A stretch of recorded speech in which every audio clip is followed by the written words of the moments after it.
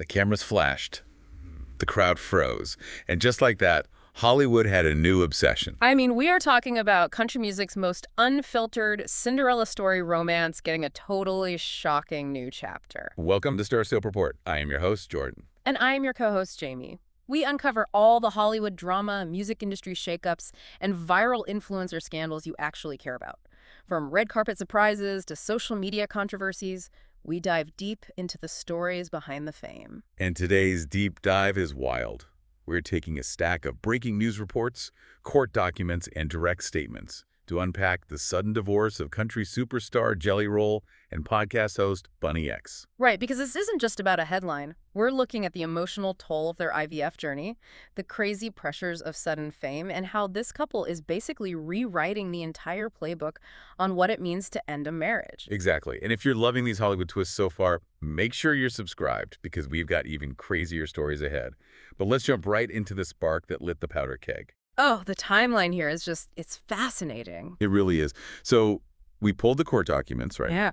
And Jelly Roll officially filed for divorce on May 18, 2026, citing irreconcilable differences. But the separation date listed on the papers is actually May 9th. Which is huge, Yeah. because if you look at the calendar, May 9th was Mother's Day weekend. Right, and that is not a coincidence. Bunnie actually confirmed this herself on her Dumb Blonde podcast. She put out an episode bluntly titled The Divorce. Oh, wow. She just went right for it. She did, and she revealed that on Mother's Day, they got into this massive argument. She said out of pure anger and frustration, she just looked at him and said, well, then file the divorce papers. And the absolute shocker here is that he actually did it. Yeah, he really did. And Bunnie admitted she was completely blindsided because she didn't mean it. Like, she clarified that this divorce was not mutual at all. That is just, it makes me think of a game of emotional chicken, you know? Oh, I like that analogy. How so? Like, you have two people speeding toward each other in these cars of conflict. And for a decade, whenever things got really heated, someone always swerved at the last second. Right, they always found a way to back down. Exactly. But on that Mother's Day, for the very first time in 10 years, nobody swerved. They just crashed. That is exactly what happens with couples who struggle with communication. And Bunnie even admitted they often held things in. When you operate like that, words spoken in anger aren't just empty threats anymore. They become a wake-up call. Right. Yeah, exactly. It becomes the subconscious push they needed to do something they were too terrified to do on their own. But you have to remember their history. Right, because they met back in 2015 when Jelly Roll was literally living in a 96 conversion van. And they survived a brief split in 2018 after he had a 10-month affair. Which is wild. Like, I'm struggling to square this. You're telling me a couple that survived homelessness and a 10-month affair couldn't make it past a single Mother's Day argument. Well, Bunnie made it very clear that this time, absolutely nobody cheated. She said they just, and this is a quote, served our purpose for each other. Served our purpose. Wow. But why now? What made this argument different?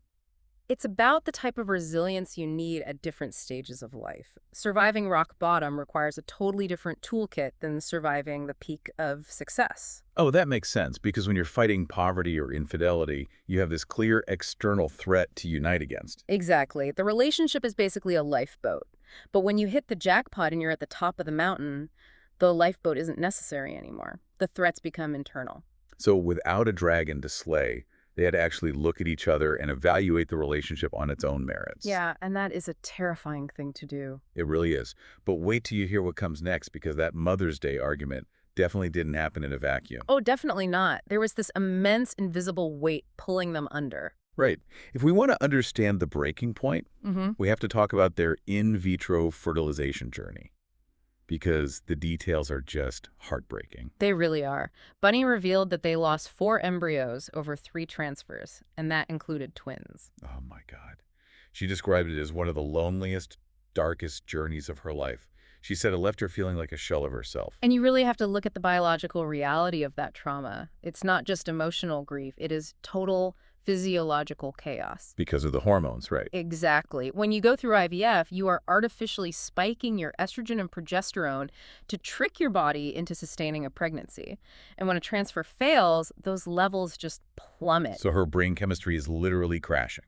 Massive drops in dopamine and serotonin. So she's processing profound grief while her body is chemically fighting her ability to regulate her mood. But it wasn't just Bunnie going through medical trauma, right? Yeah. Jelly Roll was having a really hard time, too. Right, he had to undergo intense hormone treatments himself for a low sperm count.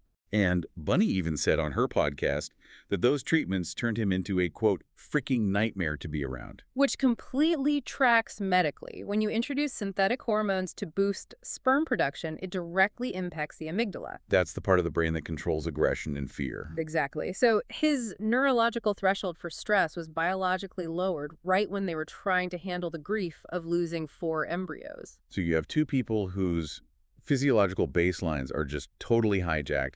It is a recipe for a complete communication breakdown. Totally. And the Daily Mail report brings up another huge factor. This was all happening while they were dealing with the whiplash of massive sudden fame. Right, and I want to push back on a common assumption here. You know, we always look at celebrity culture and assume hitting the $20 million jackpot makes life easier. People think the money solves everything. Exactly. But looking at this, the money and success seem to have only magnified the cracks. Fame is never a cushion. It's a magnifying glass.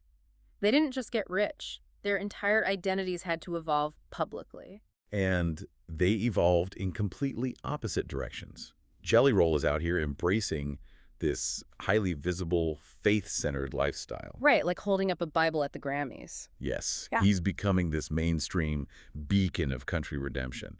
But then you have Bunnie, who is building her brand on being unapologetically provocative. Yeah, she built her wealth through OnlyFans, and the Dumb Blonde podcast is very NSFW. She is sticking to that gritty authenticity.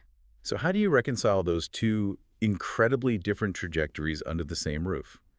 One is holding a Bible on national television, and the other is running a massive, unfiltered podcast empire. Honestly, usually you don't. The cognitive dissonance of maintaining those opposing brands just becomes too heavy. Which explains why nobody swerved in the emotional chicken game. But later in the episode, we'll talk about the shocking twist and how they're handling the aftermath, because nobody saw this coming. Oh, it completely defies every expectation of a celebrity divorce. It really does. Because usually, when massive wealth and emotional exhaustion collide, you get a bitter legal war. Like a total scorched earth battle. Right. But they are handling the division of their $20 million estate so amicably. It's honestly a masterclass in putting peace over pride. According to the sources, Jelly Roll is just giving Bunnie their dream Tennessee compound. This is a property with 3 separate houses that she spent a year designing. And he's letting her keep all the animals, right? Yes. Crunch, S'more, and Chachi. Usually couples fight over the dogs just to be petty. Oh, absolutely. But he handed over the compound and the pets because he knows how much they mean to her. He's removing the financial friction to protect their friendship. And they are fiercely protecting each other from the tabloids, too. The internet immediately started making up these wild rumors. Like the Chad Kroeger one. Yes. Bunnie actually had to take to her podcast to shut down rumors that she left Jelly Roll for the lead singer of Nickelback. She even apologized to Chad for dragging him into it. That is so bizarre. And there were rumors about Jelly Roll dating Jesse Murph, right? Yep. And Bunnie shut those down, too. But Jelly Roll took it a step further. On June 18th, at his concert in Saratoga Springs, he stopped the show right after singing his song, Liar. Oh, that's cinematic. What did he say? He looked at the crowd and said, "The internet is a liar." He confirmed nobody cheated, called Bunnie his best friend, and told everyone to go listen to her podcast because every word was true. Validating her on stage like that completely neutralizes the tabloids. He wouldn't let the media turn her into a villain. Right. And then he thanked her for 10 years of marriage and the next 20 years of friendship. Which is a beautiful way to reframe a breakup. It is. But that is not even the wildest part. You have to hear this twist. Oh, I know what you're going to say. Despite the divorce, despite dividing the $20 million, they're still having a baby together. Yeah, they're proceeding with their surrogate. Imagine going through a sudden divorce, signing the papers, and then deciding, yeah, we are still going to bring a child into the world and co-parent as a family. Could you do it? I mean, it requires an unbelievable amount of emotional maturity. They are actively separating their romantic relationship from their family structure. Right, society tells us it's a binary. You're either happily married or bitterly divorced. But they're showing us conscious uncoupling in its truest form. They realized the romantic part was broken, but the friendship and family foundation was totally solid. And they are already moving on.